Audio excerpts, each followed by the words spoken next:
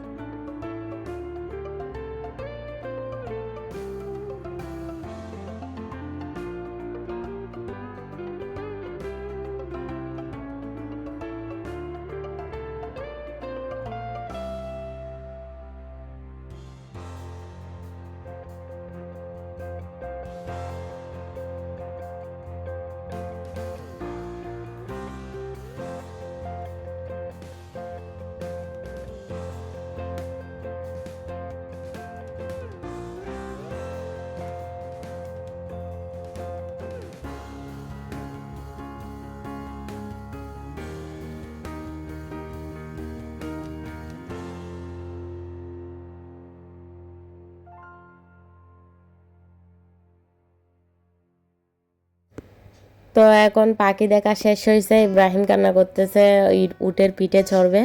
গতবার আসছিলাম তখন ঘোড়ার পিঠে চড়াইছি, এখন উটের পিঠে চড়বে। উটটার মানে দেখতে অনেক উঁচু লম্বা, তো তাই ওর মানে অনেক ইচ্ছা হচ্ছে, ও বলতেছে একটু উটের পিঠে চড়ানোর জন্য। তো আসলে আমার মনে হচ্ছে ও ভয় পাবে। ও বলতেছে না, ও ভয় পাবে না, ও সাহস করে বসে থাকবে ওখানে। ওর থেকে আরও ছোটো ছোটো বাচ্চারা দেখতেছি উটের পিঠে চড়তেছে। এটা হচ্ছে বাচ্চাদের রেলগাড়ি। এটাতেও একবার মানে আমরা উঠছিলাম, আমার কিন্তু মাথা ঘোরায়, আমি চড়তে পারি না রেলগাড়ির মধ্যে। দেখেন এখানে হচ্ছে একটা ছোট্ট বাচ্চা উটের পিঠে মানে মানে 2 3 4 পাক দেয় আর কি, 50 রিয়াল নিয়ে নেয়।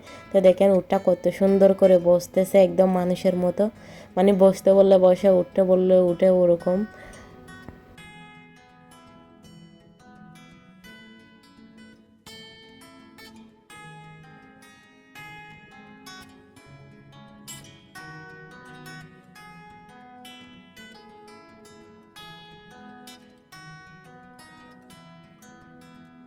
আর এটা হচ্ছে ঘোড়া, দেখেন কত সুন্দর লাগতেছে, কত লম্বা লম্বা পশম ঘোড়াটার, অনেক সুন্দর লাগতেছে মাশাল্লাহ।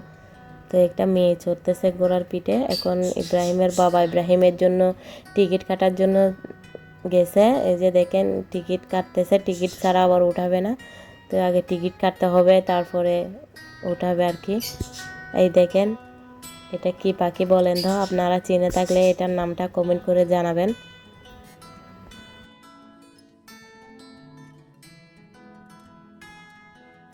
এই যে দেখেন আমার ইব্রাহিম উঠে গেছে উটের পিঠের মধ্যে। এই যে দেখেন উটটাকেও কিভাবে জড়াই ধরছে। আসলে ওর কিন্তু ভয় লাগতেছে, ও বলতেছে না, মানে সাহস করে বসে থাকছে আর কি। ওর বাবা আছে আবার ওর পাশে। এই যে দেখেন টাইম শেষ হয়ে গেছে, এখন নামাই দিবে, ইব্রাহিমকে নামাই দিচ্ছে। দেখেন কত সুন্দর করে ওটা বসবে দেখেন।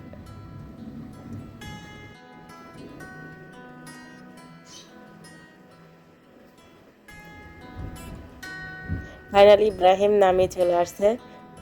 এই যে তো তো অনেক খুশি, উঠে উঠে পিঠে মানে চড়তে পারে। এখন বাচ্চা আরেকটা উঠতেছে দেখেন।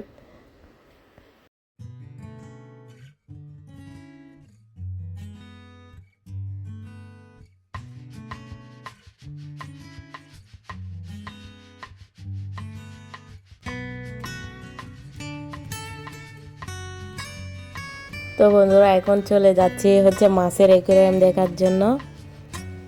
এখানে আসলে অনেক সুন্দর সুন্দর অ্যাকুয়ারিয়াম বিক্রি করে। এই যে দেখেন একবারে ছোট ছোট অ্যাকুয়ারিয়ামও এখানে বিক্রি করে, অনেক সুন্দর লাগে আসলে দেখতে।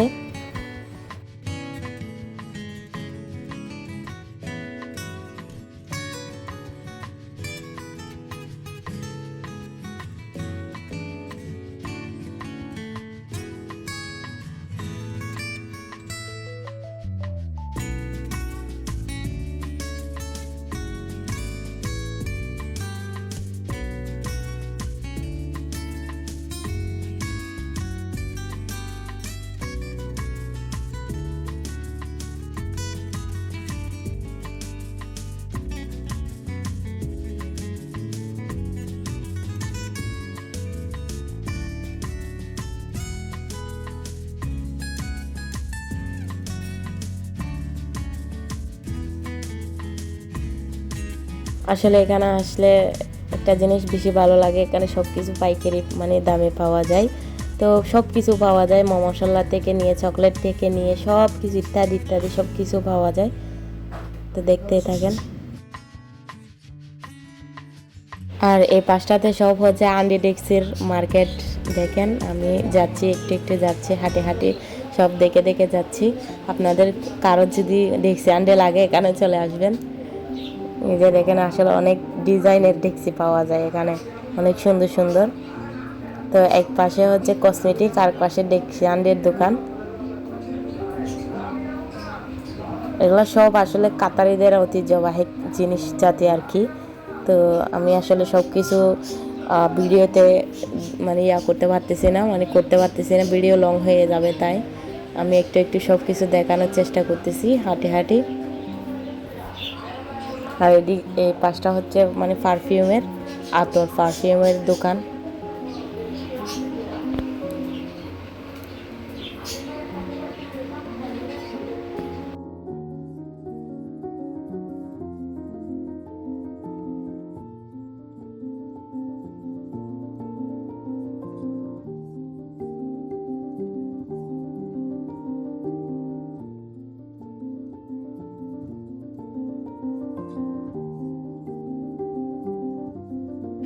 আমি আপনাদেরকে শুরুতেই বলছি না, মানে এখানে আসলে আমার ফিলটা বাংলাদেশের মতো মনে হয়।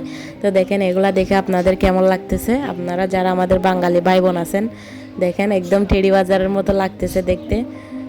তো আসলে টেডি বাজারে যেরকম ব্যাগের টাল কোম্পানির ব্যাগের থাকে না, এই দেখেন এই যে এক একটা ব্যাগ কিন্তু অনেক দাম, তবুও মানে টাল কোম্পানির মতো সাজায় সাজায় লাগছে আর কি, শোরুমে রাখে নাই। তো দেখেন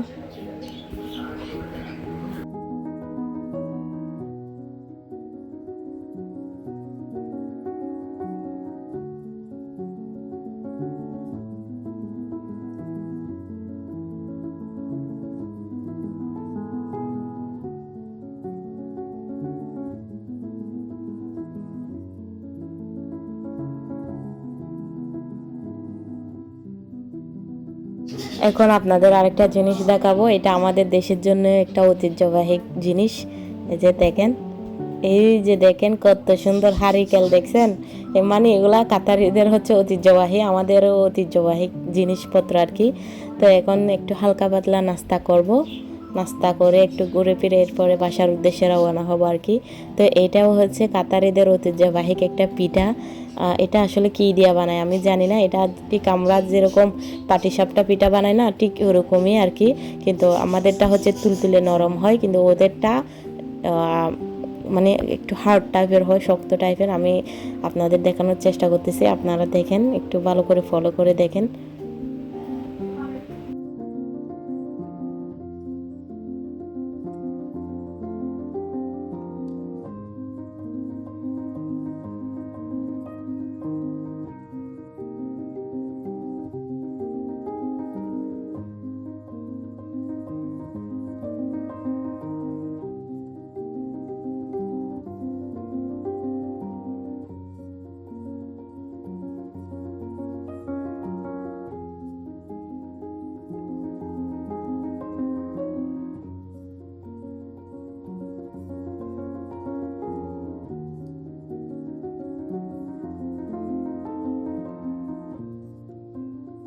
তো দেখেন একদম আমাদের পাটিসাপটা পিঠার মতো কি সুন্দর করে তুলতেছে, এই যে দেখেন। এখন এরকম খাবে আর কি বসে বসে সবাই। তো আসলে আমরা একটু হালকা হালকা পাতলা নাস্তা করে এরপরে বাসার উদ্দেশ্যে রওনা দেব। তো বন্ধুরা ফাইনালি গাড়িতে উঠে গেলাম, আমাদের ঘোরাফেরা টাইম শেষ, এখন হচ্ছে বাসায় যাওয়ার পালা। তো ভালো থাকবেন সবাই, পরবর্তী ভিডিওর জন্য আমার চ্যানেলটি সাবস্ক্রাইব করে রাখবেন। আসসালামু আলাইকুম।